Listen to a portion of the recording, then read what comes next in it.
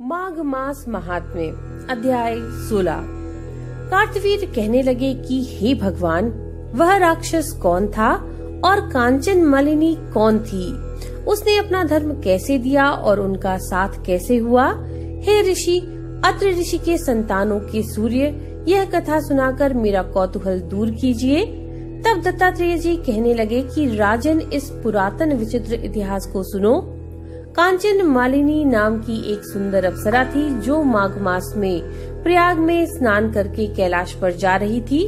तब उसको मार्ग में जाते हुए हिमालय की कुंज से एक धीर राक्षस ने देखा।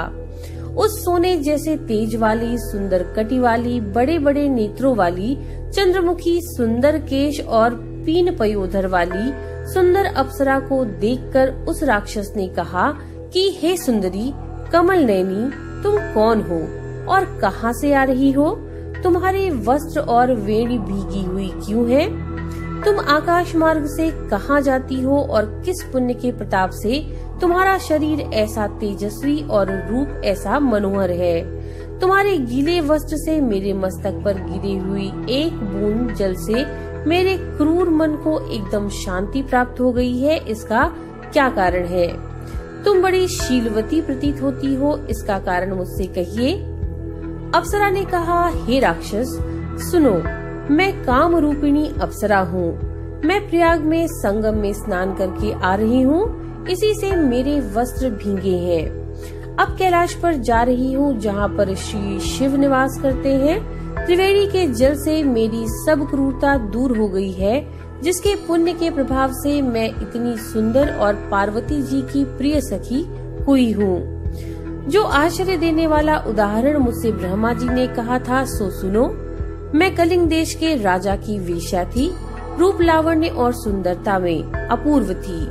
मेरी सुंदरता पर सारा नगर मोहित था और मैंने अनेकों प्रकार के भोगों को भोगा। अनेक प्रकार के वस्त्र और आभूषणों की घर में कोई कमी नहीं थी। कई कामी पुरुष आपस में स्पर्धा ही से मृत्यु को प्राप्त हो गए। इस तरह उस नगर में बड़ी सुंदरता से यौवन व्यतीत हुआ और मैं वृद्धावस्था को प्राप्त हो गई।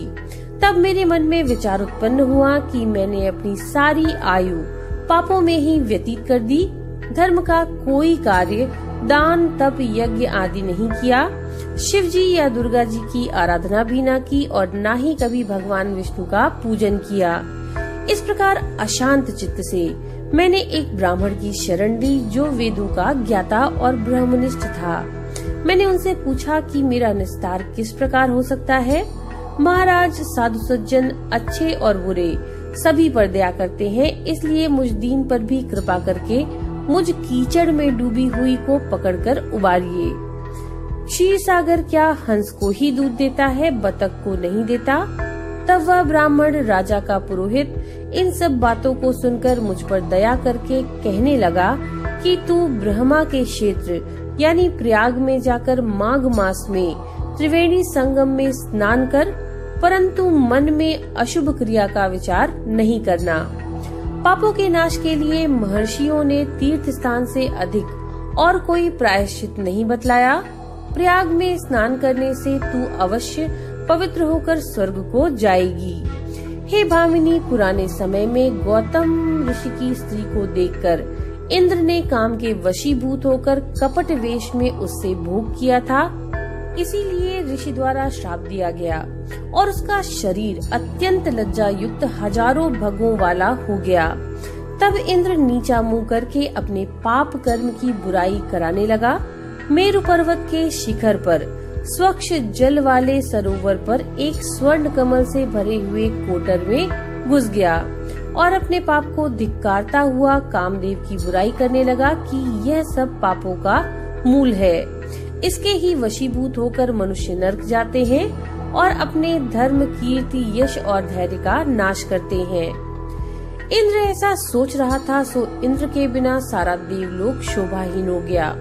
तब देवता, गंधर्व, किन्नर, लोकपाल इंद्राणी के सहित बृहस्पति जी से जाकर पूछने लगे कि महाराज, इंद्र के न रहने से स्वर्ग ऐसा शोभाहीन हो गया है जैसे सतपुत्र के बिना श्रेष्ठ कुल। इसलिए स्वर्ग की शोभा के लिए कोई क्रिया सोचिए। इस विषय में देर नहीं लगानी चाहिए। तब बृहस्पति जी कहने लगे कि इंद्र ने बिना सोचे विचारे जो कर्म किया है वह उसका फल भोग रहा है। सो वह कहाँ है, मैं यह सब जानता हूँ। फिर गुरुजी ने सबका साथ लेकर के स्वर्ण कमलों से युक्त बड़े सरोवर में इंद्र को देखा, जिसका मुख मलिन और आंखें बंद थीं। तब इंद्र ने बृहस्पति जी के चरणों को पकड़कर कहा कि इस पाप से उद्धार करके आप मेरी रक्षा कीजिए। तब बृहस्पति जी ने इंद्र से कहा कि प्रयाग में स्नान करने से ही तुम अपने पाप से मुक्त हो पाओगे। तब इंद्र सहित सबने ही प्रयाग में जाकर संगम में स्नान किया और त्रिवेणी स्नान से इंद्र पाप मुक्त हो गए। तब बृहस्पति जी ने इंद्र को वरदान दिया कि तुम्हारे शरीर में जितने भग हैं सब नेत्र हो जाएं। तब इंद्र ब्राह्मण के वर से 1000 नेत्रों वाला ऐसा सुशोभित हुआ जैसे मानसरोवर में कमल शोभायमान होता है। तो ये थी माघ मास महात्म्य के 16वें अध्याय की कथा। नमो नारायण।